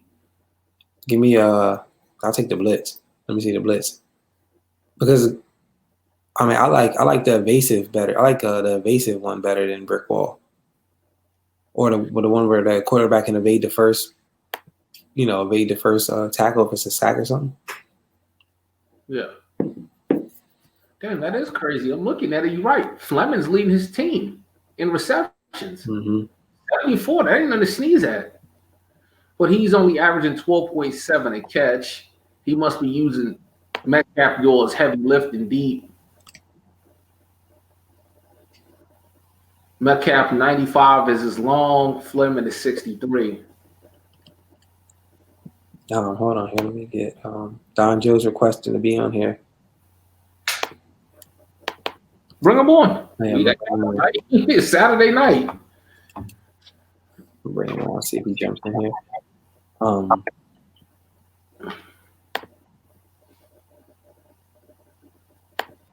So they're both Moss and X Factor, and he has a rookie. Yeah, I think he has a good team. I mean, Bill has I know the Steelers have 11 superstars, 11 players with abilities. That shit is crazy. Somebody, I forgot who I was talking to. Oh, I think it was C-Dub. Was saying he played the Steelers and you looked at the field, it was just X's everywhere. That shit's crazy, man. Yeah, that's crazy, man. Hey, I tell you what, man, you play the Buccaneers, that's just kind of intimidating. You stand back there, you the QB, and D Jones is sitting there and I'm doing this and the weight low, trying to get the people to be quiet, and you look at everybody's pressing you, Jalen, all the boys out there, it's just X's and stars everywhere. Yeah. Yo, do they still quiet the crowd down? Do they still do that? Yeah. Well, I ain't know you can still do that. I haven't done that in a long time. Remember the left analog stick, right? You push it in. Quarterback. Daniel Jones always has this. Yeah. That, hey, shut it down, be quiet, hey. Yeah. But I hate that shit because it takes 2 seconds, man. Sometimes that shit gets me delayed game. Yeah. I'm trying to, because you don't call that shit. I might audible, okay, I was gonna pass. Shit, let me audible a dive. And my dude gets to the line and he looks left, he looks right, stands up, holds his hands up, then he starts flapping. I'm like, snap the ball, bro. Yeah, yeah. The animations are a little crazy. That's why it's funny you said it because that's why I always thought like the no huddle is crazy this year. It's like it's worse to run no huddle. It's like almost pointless because it's like you get the 12-second burn off or whatever plus the accelerated clock. It's like you just burn 20, 30 seconds. Like for you to get a no huddle playoff in the last minute, it has to be like a minute left because it's gonna be. It's like you can't get. Times I had the ball on that last possession and no timeouts and didn't call a no huddle because exactly what you Yeah, said. I don't either. Like I won't get but 2 plays. yeah, you don't get but 2 plays. You can't even really spike the ball. It takes about 40 seconds. It's like, I mean, yeah, unless you're gonna turn the accelerator clock off, the no huddle's a disadvantage. It's at a true disadvantage. Um, it's that time in the show. I feel like we're an hour and a half in. Get it together. Who you elected? Real quick, his dude Fleming's leading the league in catches. Actually, Oh, the rookie. yeah, 74. Metcalf is 2 with 67. Smith Schuster is 3 with 65. Gerald Everett, the tight end. That's crazy for a tight end. Prime, 5 receptions, and then Godwin with the Bucks, 62. That's the top 5. Who's the tight end? Gerald Everett from Cincinnati, prime, 65 receptions. Okay. Shit. So listening to that, right? If you play them teams, who do you key? You key on them 5. You key on them 5 guys. Unfortunately, the Browns has 2, right? So it's like, I mean, yeah, okay, stay because he's not running the ball. So that's basically what he's saying. He's not running the ball. But okay, so let's put our tips to good use. Now let's look at all the stuff we talked about how just looking at these stats you can tell certain things. Yes, both of these dudes are a problem, but the one I'm watching, worrying, and rolling towards is Metcalf. Okay. Yeah. Fleming's averaging 12.7 per catch. He's using them on short to intermediate shit. Out routes, in routes, slants. Metcalf's averaging 21 yards a catch. Okay. Metcalf's averaging 107 yards a game and has 12 TDs. Fleming's 72.4. So he's doing the heavy lifting with Metcalf. So he wants to go up top with Metcalf. He's using Fleming intermediary. So even though both of them are a handful, the one that I'm really shading over the top for and trying to deal with over the top is him and hopefully trying to slow down Fleming underneath. If I have to choose between them, I'm stopping Metcalf. Yeah. Yeah, I think he's the better receiver. I would probably try to focus on Metcalf as well. I know Daddy Leagues doesn't probably have it up to date because they have Juju at number 1, Stephon Diggs at 2, Metcalf at 3, Odell at 4, and DJ Moore at 5. But you're saying is otherwise, right? No. What I'm looking at right here, because Daddy League is going based off yards. I'm looking on Madden, and they're going off catches. Okay, off catches. Okay. Right. So now that's the other interesting thing about it, right? So Fleming has 7 more catches than Metcalf. Yeah, I'm still dealing with Metcalf first, but he's going with more frequency than Metcalf. But yeah, the way that's correct because it's going based off yards. Right. And then so now, right, we look at it, let's do, if that's the case, right? And then so what I do then is go here, right? And we look at, let's just go depth chart. Let's see who's a starter. Nick Chubb is still a starter. What are his career stats? I mean, well, he has 1,100 yards. So I mean, yeah, he's running. But see now, but going back to what me and you were saying about putting all our tips together. Yeah. Tendencies. We know the man. Forget the stats. We know the man.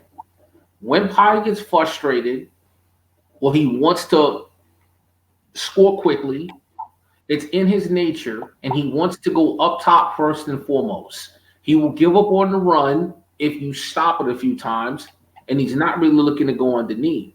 So that's why if you kind of watch game film or you know the man, and then you're able to use these stats, you can kind of look at what type of game plan you want to have. Yeah. I mean, in his last game, he's throwing a lot, but he's still getting chubbed the ball.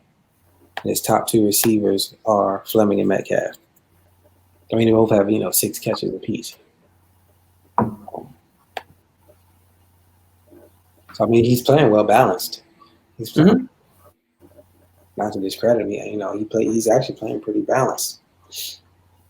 See, and that's good. But if I'm playing him, he's got to prove that to me. Me too. Because every time I played him, I can normally shut his run down. He's going to abandon it real quick, and he's just looking to go up top. And so you're telling me to focus on Metcalf? I would. I mean, unless he somehow watches this. You've been balling, brother. You don't need no advice from us, man. But like for me personally, Metcalf's the bigger threat. Metcalf's the one that he's probably looking to for third and long. That's probably the guy who's looking to go up top. He's the bigger receiver at 6'3". That's who's doing his heavy lifting. So for me, that's the guy I'm gonna really kind of have an eye on. So your next week opponent is the Saints, right? Let's break down. Let me break down the Saints. How a game plan for the Saints.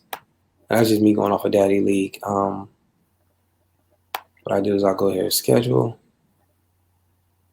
and then I would see. Okay, so here's a good one. He just blew out the Bengals. Scott had 12 rushes. No, I'm sorry.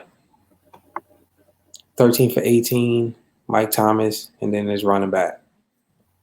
So for me, it's like 16 rushes. He's going to run the ball first, and then he's going to pass to Mike Thomas. So it's like, okay, I look to stop his run and have him force the ball, and then when I want him to force it, he's going to force it to Mike Thomas. That's how I look at it if I'm scheming against him. He has 3 sacks, and then Lattimore is his top tackler. So it's like he's in a lot of heavy run defense because his cornerback has more tackles than his linebackers. That's how I break down a team. Just by the quick, easy way of doing it. I think that's a real good way you looked at it. Like that kind of really synced up all of the tips we gave.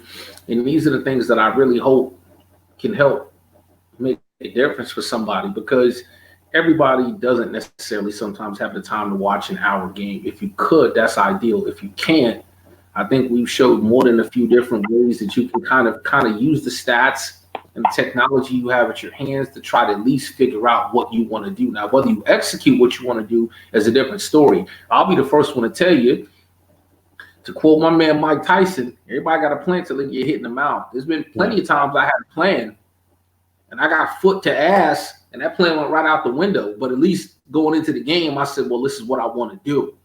Yeah, me too. I mean, so what I do too, right? Like, so that was how we always say, like, oh, that game, everything was working, right? So these games he's been winning 48-12, 48-14, 45. We'll just say everything's working. Even the Bucks game, I watched that game, everything was working. What wasn't working was during the Boone game. So when he was down and losing, what is his tendencies here, right? And we did, and Boone did exactly what we said, right? His quarterback threw only 11 times. He tried to run the ball all these different times. Didn't really work. And then Mike Thomas, Boone kind of locked everything up. It's the same concept. It's like he's going to try to run the ball a lot, but you kind of want him to force him to pass. And then when he passes, kind of where he's going to go. And then again, his cornerbacks have the most tackles. So he's in some type of heavy run deep because they have to be. There's no reason why they have more tackles than the linebackers. Yeah.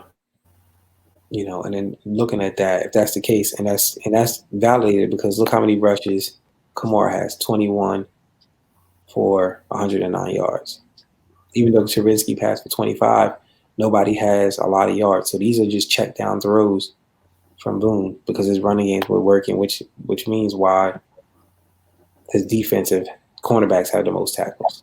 It's a quick breakdown. Excellent analysis, brother. You're fire tonight. You broke that shit down right there. You know what I'm saying? That's how, checks and balances, man. That's what I do quick. Yeah, that's how I do it quick. You know what I'm saying?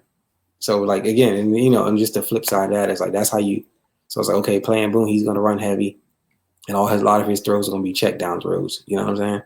If it's a close game, and Trubisky's gonna throw a lot, but a lot of check down throws. But his primary is, look, you see it here. His primary runner is Kamar, and receiver 9 catches Kamar. So it's a lot of stuff out the backfield, a lot of check down short throws. He's running a lot, which is why Kirk's cornerbacks have more tackles than linebackers. And Kirk couldn't get his run off to the point where he was trying to figure out who could break loose, and all 4 of them running backs couldn't. So quick and easy. Couple minutes. So fun question for you. Okay. Remember how we did the round robin shit that you used to like when I used to do that? Yeah. I'm kind of bringing that back. The one player, not the coach, the player on a team in your division that always gives you the most problems. The player in my division. Not the coach. Not coach set the tone. Not coach tags. Like the one player on any of those teams, and whenever you play him, like you always got to count for him, or he always makes his mark. Dude, you hate playing. Well, in my division, I only have 2 teams, unfortunately, right? But it's the what's his name, Darius Leonard from the Colts. Oh man, Darius Leonard is a handful. Yeah, because I keep thinking that set the tone doesn't have no X factors, right? And then I'm like, who is that guy? Like, you know what I'm saying? Like he shuts down that one side of the field. Like I can't run on that side. I can't really pass on that side. Like I just leave him alone. Like you got that side. Hey, T Leonard ain't no. Okay, so let me ask you this: who's the one player on the Jaguars that gives you the most fits?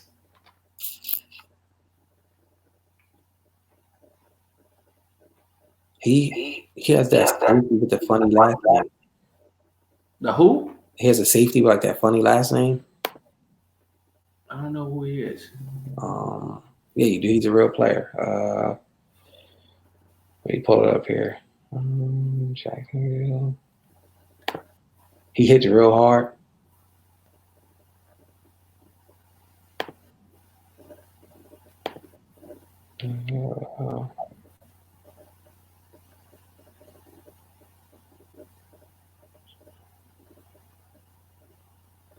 I guess he's not there no more. Let me see. I mean, he's a safety? Yeah, he was a safety. I don't think he's there anymore. He might have got rid of him. It ain't AJ Bouye you talking about, is it? Yeah, that's who it was. AJ Bouye? Yeah. Yeah. Yeah, he's not there no more. So now Yeah, so now his favorite target is what's the receiver's name? Darius Slayton. DJ Chark. Yeah. That's Chark beast, man. Yeah, that's what it is. So for me in my division, there's been some changes, right? For Dallas, it's effing DeMarcus Lawrence. That dude's been wreaking havoc on my shit all Madden. Definitely DeMarcus Lawrence is not close. Washington, for some reason, every year with the Redskins, it's always Ryan Kerrigan. But I don't know if Kerrigan is still there right now. I want to say Haskins is a handful, but normally it's Kerrigan. And on the Eagles, he ain't there no more. It used to be Fletcher Cox. That son of a gun, especially with X factors. But now it's Zach Ertz or whatever running back he uses, because you know he's going to hit you with that ISO up the middle and then break hard left. Yeah, that's his go-to play. Yeah. What about somebody outside of your division? Give me one player from the NFC, one player from the AFC. That's a nightmare for me to play with. Play against you.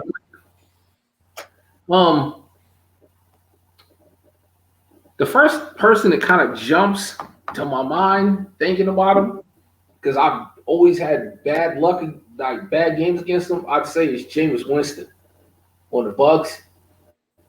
Okay. Normally Corey can slice me up with that dude, man. The AFC, that's just it, right? I haven't played anybody multiples of times with regularity to have one person just consistently be a thorn in my ass.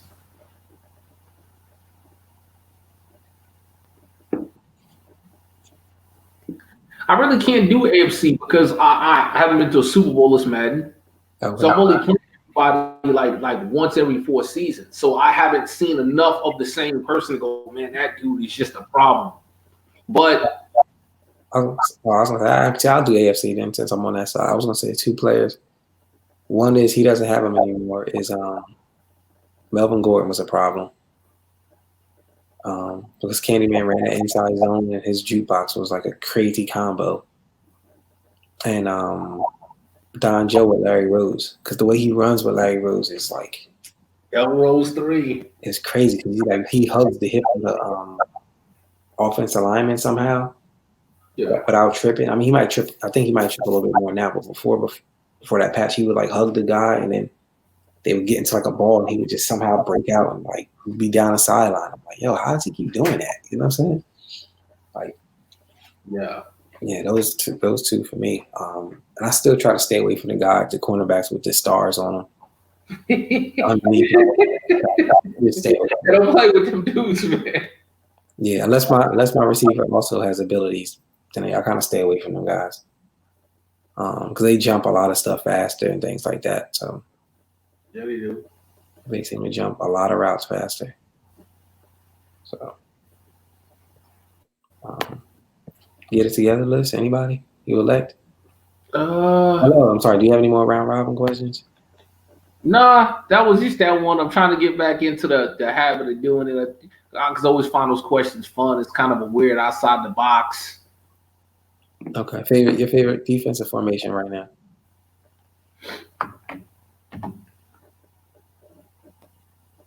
I gotta say 3-4 bear, but I've been really putting a lot of work into really developing. See, I don't like to run shit that's super popular that everybody else is running because I like to have a different wrinkle. So the one, it's 3-4 bear. It provides good coverage. It's super stout against the run. It's got good blitzes. So I definitely say that. The defense I'm really working on right now to kind of somewhat replace that is the big nickel over G. It was a goodie last year. A lot of people don't really run it that much, and if they do, they don't have a complete fleshed out scheme. And I'm working on stout run D out of that, good blitzes, and like stifling coverage. I kind of want to get that going because it's a little different than what everybody else is doing. So I've been putting work into that. What about you? I mean, it's kind of obvious. The 3-4 bear is my go-to. I love that formation. Like, I love it. I've always loved it. But this year I really love it. And then what I'm liking also as an alternative for me is that new nickel triple. Yeah.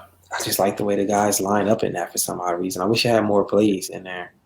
But like I'll come out with something and I do a lot of hot route and defensive assignments. I mean, those are my two. Kurt's sitting there drinking a Snapple, watching us on the big screen. Yeah. Favorite offensive formation? That's hard because... All right. Offensive formation for the run. If you had to develop a run scheme, what formation you developing a run scheme from?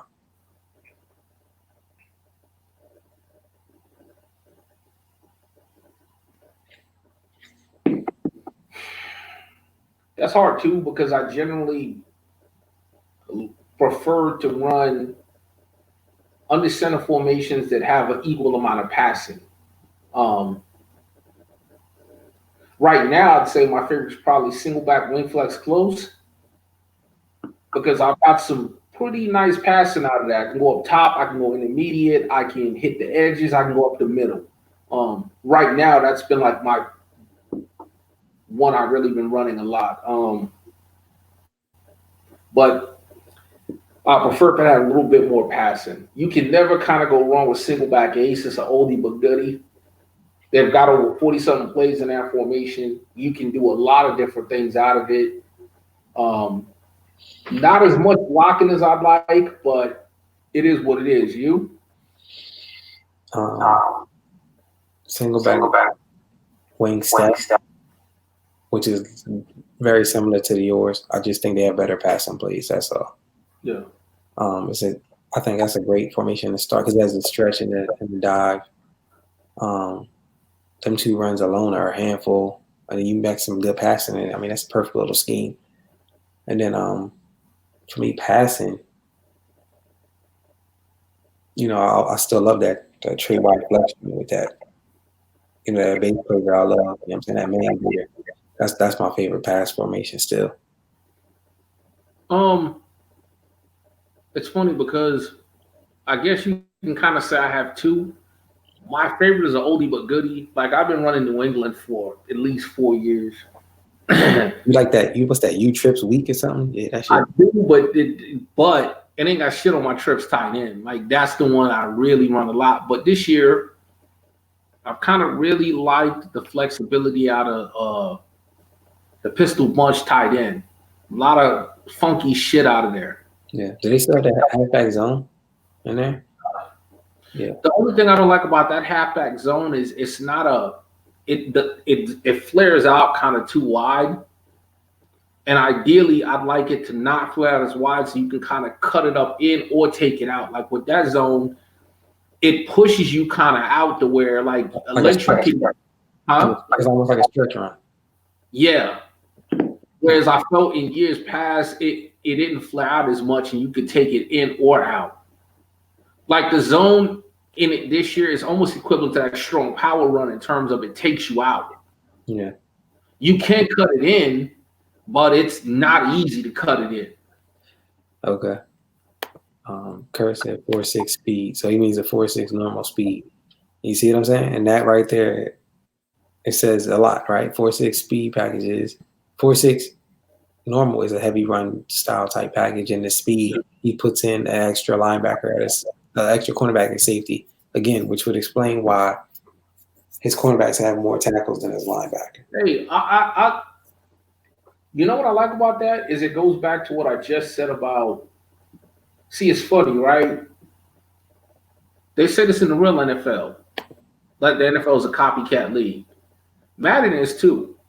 Like the trends that catch in the community, everybody's doing it. So, I mean, yeah, you take what you like from it, but at a certain point in time, I feel for me to get to the next level, I like doing what everybody ain't doing. And you don't see hardly nobody running 4.6 of any type.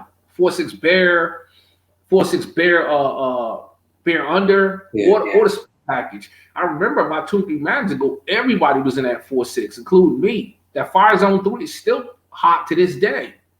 But I like that because I feel like those different looks, like that's how you're gonna get people fits. Yeah, I'll bring out the 4.6 bear under this year, once in a blue, depending on them real heavy run sets. Yeah, I like the 4.6 bear under on that. I think you bring back the big nickel G would be dope because that's really the big nickel over G. I like that. Like you said, that was a staple. Like, what was that, like a magnitude ago? That was like. I used a decent amount of it against Dre, and I was real happy with the results. I don't have it down pat yet, but I mean, I felt I did pretty good in limiting what he wanted to do. Yeah. I gotta keep it going because to me, with any scheme, okay, with defense, we talked about this before. For me to run a set consistently, I need a few things from it. I definitely need to run stopper out of it. I need some good pass coverage, and I need a good blitz. Until I have all 3 of those things, I'll use it situational. Like, perfect example, Big Dime 146. Everybody knows the heat you can get from that. But everybody knows you can gash the shit out of that run-wise, too. So you really can't use that unless you're looking at a 3rd and long. Yeah. And even then, I'm noticing everybody His go-to when you come out in that is to try to quick pass you over the middle because your dudes, linebackers and shit, they don't fall back fast enough. So it's like what you're gambling on there is you can get to the quarterback before you can get the pass off. But enough people have seen it, the quick pass, to know how to kind of get over it. Yeah. So that's why I like going back to stuff like what Kurt's doing with the 4.6 speed, or what I'm trying to do with the big nickel over G, where it's like, okay, you don't exactly know what I'm going to do out of it. You don't see it regularly. Yeah. I think I haven't been around 4.3 this year. I haven't seen a lot of 4.3. Yes. You know who I give a lot of credit to? Because I don't care what Madden it is, Dre. Dre lives in that 4.3 normal. Yeah. I don't care. And what I really like about it, and to me, that's how you know that somebody really knows how to play a defensive style well. When they can come out in that same formation, no matter what you're doing, and they got an answer for it. Going back to what I said about the stuff I need to run a scheme, right? So if I want to run a scheme, I need a run stopper, I need pass coverage, I need heat. If I have all three of those things, I don't really care if you come out on the center. I don't care if you come out on the gun. And if it's good enough, I'll even deal with your 5 wide with that shit. And I kind of like that about Dre, because kind of no matter what you do, he can come out on that 4.3 normal. Hell, you know how far we go back. I remember that shit was 4.3 stack, fam. Yeah, that's right. You know what I'm saying? Now it's 4.3 normal, but he can come out in that, and no matter what you do to him, he can stay in it most of the game. Yeah, because he knows the nuances of all of the coverage. He has the right guys to play what he wants to do. Yeah. I mean, yeah, you could live in one set the whole game, to be honest. Yeah. You could live in one set. I mean, I love the 3-4. I could, to be honest, live in 3-4, especially with the 3-4 even, where you can put this strong safety at the linebacker package. It's like now that you don't have to worry about that linebacker covering that receiver sometimes. It's now a safety, right? So you go from 3-4 even to then you can bounce around the 3-4 odd. I mean, you could just live in that, to be honest.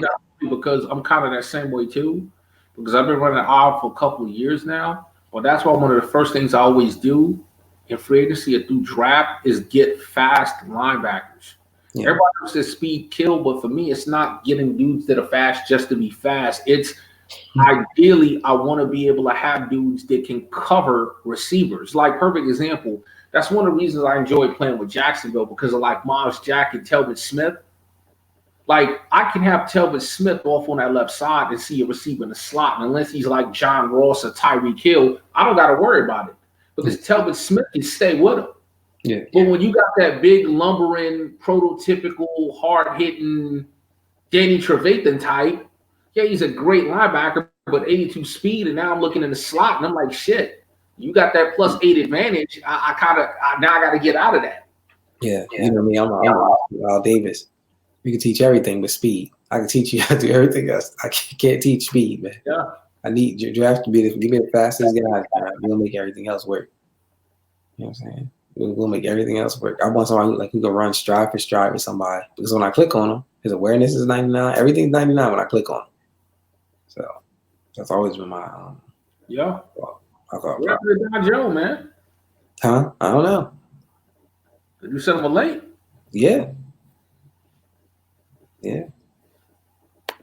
Well, real quick, who you got?